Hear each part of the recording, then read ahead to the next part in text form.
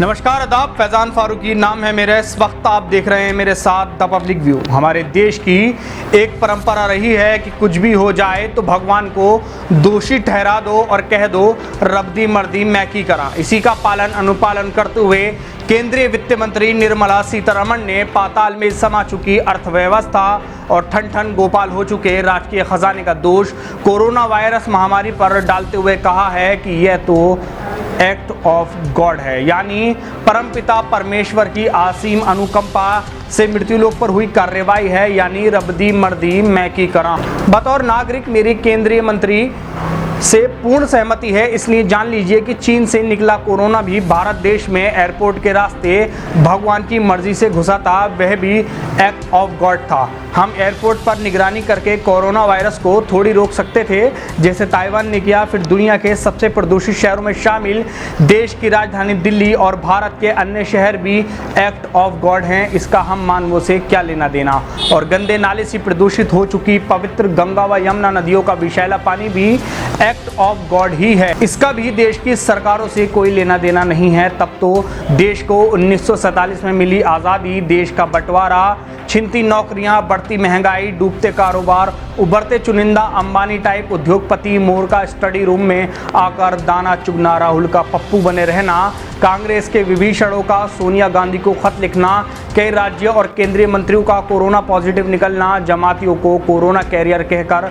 बुलाना, थोक के भाव में तिरुपति मंदिर के पुजारियों समेत भक्तों का कोरोना पॉजिटिव पाए जाना, देश के अस्पतालों की हालत बद से बदतर होना और अमेरिका में राष्ट्रपति ट्रंप के चुनाव हारने की हर तरफ से भविष्यवाणी हो जाना, ये सब ही एक्ट ऑफ गॉड के अंतर्गत आते हैं। इसका कोई पश्चाताप नहीं करना चाहिए और ना ही इन पे बहस होनी चाहिए और ना ही इसे ठीक करने के प्रयास होने चाहिए। सब भगवान की मर्जी है, उसी का प्रताप है, उसी का एक्ट है, उसी का हाथ है, वही दोषी है। हम मानव तो बस निमित्त मात्र हैं, करता तो वही है एक्ट ऑफ गॉड। जीवन की विकट समस्याओं का कितना सरल जवाब, रब्दी मर्जी भाई।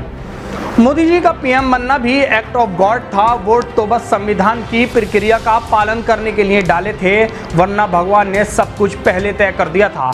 और चीन ने हमारी ज़मीन हड़प कर अपनी मिसाइलें वहां अभी तैनात कर दी हैं, वे भी एक्ट ऑफ गॉड है। बेफिजूल ही भारतीय सेना को दिमाग लड़ाना, तभी तो हम आजकल चीन से बात ही कर रहे हैं। पाकिस्तान की तरह सर्जिकल स्ट्राइक करके अपनी ज़मीन वापस नहीं ले पाए हैं हम अभी तक। दरअसल ये एक्ट ऑफ गॉड सारी बीमारियों की दवा है, बस एक चम्मच में मर्स का इलाज हो जाता है।